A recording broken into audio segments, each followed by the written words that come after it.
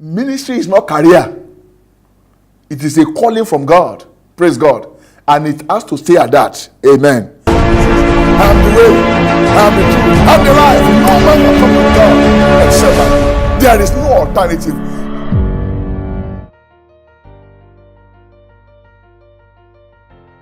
You don't have a duty to punish them for it or to blackmail them into feeling guilty or anything. If you are not ready for such a life, then you are not ready for full-time ministry. That's the truth.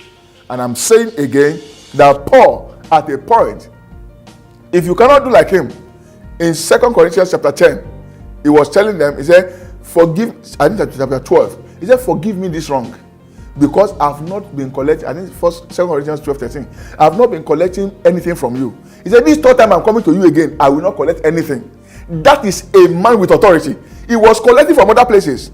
But if you are the one that's depending not on God, but on the people you are raising, you will have to collect money from them, whether it is wise or not. Let me tell you why I didn't collect money from the Corinthians. They were carnal. Go and look 1 Corinthians 3. If he was collecting money from the Corinthians, he would not be able to minister to them. They were so carnal, they would just be telling him, if they saw him with a car, they say, our money is working. We are the one that make it to be running mouths now. We are the one that allow it to be running mouths because we are giving too much money. So he knew they were carnal, they were not spiritual. So he refused to collect anything from them, while he was still collecting from other places. You won't have that choice if your dependence is on them rather than on God.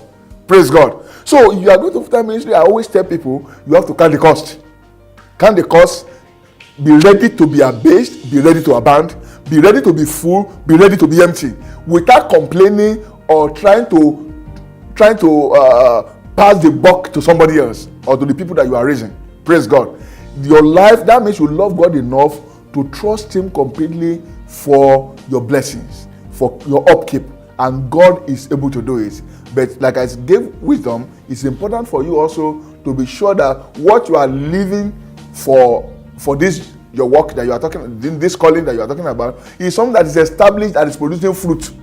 If it's not producing fruit and you want to depend on it to feed you, you will eat the seed and that ministry will not take off ground. I'm saying that Paul, he was able to receive. At a point, he couldn't continue with tent making anyway. The ministry overran that, and the ministry was able to take care of it. That's why he was not taking money from the Corinthians. He was still able to attend to ministries. He was even writing to them in 2 Corinthians chapter 11.